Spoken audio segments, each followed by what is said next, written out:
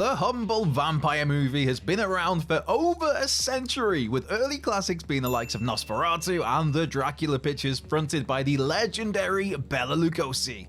While there have been plenty of big-name, wildly recognised vampire films over the decades, there are of course so many that have flown somewhat under the radar. From art house masterpieces to forgotten thrillers to erotic fantasy to dig into the very complexities of the human condition. With that in mind then, I'm Andrew from What Culture Horror, and here are the 10 best vampire horror movies you've never heard of. Number 10, Jonathan.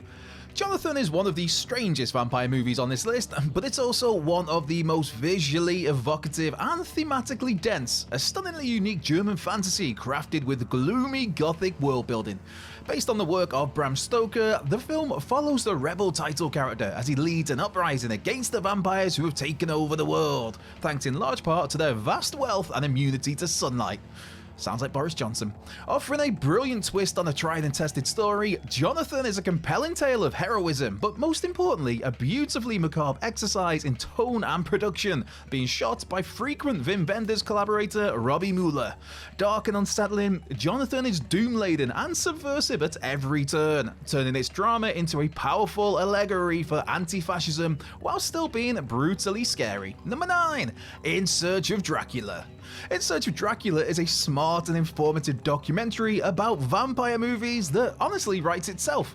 Why not explore the legends that inspired Bram Stoker's most famous novel, and the themes and motifs of the many movies that followed it?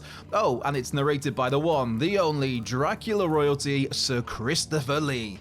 Moody and aesthetically pleasing, paying homage to the films that inspired it while also digging into the myths and legends that have become tangled by pop culture, In Search of Dracula explores the tale of Vlad the Impaler and his cinematic offspring with some hugely entertaining results. Number 8, Emotion. Emotion is a 40-minute short film directed by the great Nobuhiko Obayashi, following a young woman called Emi who moves to a new city, meets her double, and later falls for a vampire. A dreamlike feature, Emotion is an artistic venture that favours haunting imagery and mood over narrative and conventional storytelling, creating around Emi a tale constantly shifting between reality and dream, uncertainty and horrifying truth.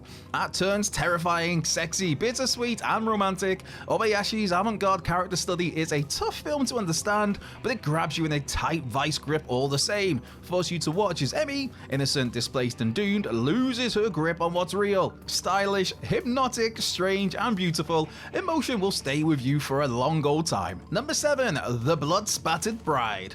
Many great vampire movies lean into the psychological rather than the physical. Dreams over blood and gore, mood over violence, but few are capable of blending the two better than The Bloodsplattered Bride, a gothic melodrama of resounding power. Based on a novel by Sheridan Le Fanu, The Bloodsplattered Bride concerns a young wife, Susan, after she moves to her husband's family mansion, where a vampiric stalker and ghostly visions begin to plague her every waking day, until finally her mysterious new world collides with her reality.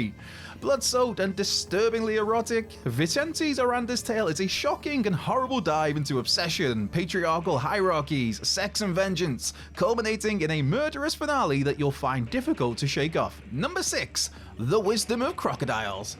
There are different types of vampires scattered throughout cinema, from the violent, inhumane bloodsuckers to the world conquerors, ghostly apparitions, and, as popularized by the work of novelist Anne Rice, the tortured souls seeking humanity. The Wisdom of Crocodiles is a somber, melodic affair in which a reclusive vampire finds he's only able to feed on women who have fallen in love with him, which very much fits the Anne Rice mold and does so with enough existentialism and moral quandaries to make it very much its own twisted and tragic beast. Anchored by a brilliant Jude Law, The Wisdom of Crocodiles paints vampirism as a curse and puts its main focus on the victims of the vampire at its center, and he can't seem to escape his own conflicted emotions and memories no matter how hard he tries. Number 5, Valerie and Her Week of Wonders. Valerie and Her Week of Wonders would make a brilliant double bill with Emotion. Its melancholy tale of a woman thrown into mental turmoil and uncertainty as she approaches adulthood, a perfect companion to Obayashi's unforgettable short film.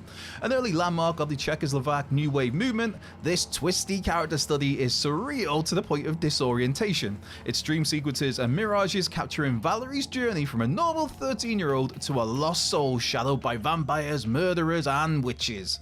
Is what we're seeing real? Where is Valerie really? What's the secret behind the earrings that set the story in motion, throwing her into a fantasist nightmare? Valerie and her Week of Wonders doesn't give its answers easily, but you'll be helpless to watch wide-eyed as you search for them. Number 4, Black Sunday. Black Sunday, directed by the great Italian author Mario Bava, opens with a curse and a sacrifice, and from there follows a vampiric witch played by a mesmerizing Barbara Steele, who returns from the dead on a vengeful mission from which none of her enemies can escape.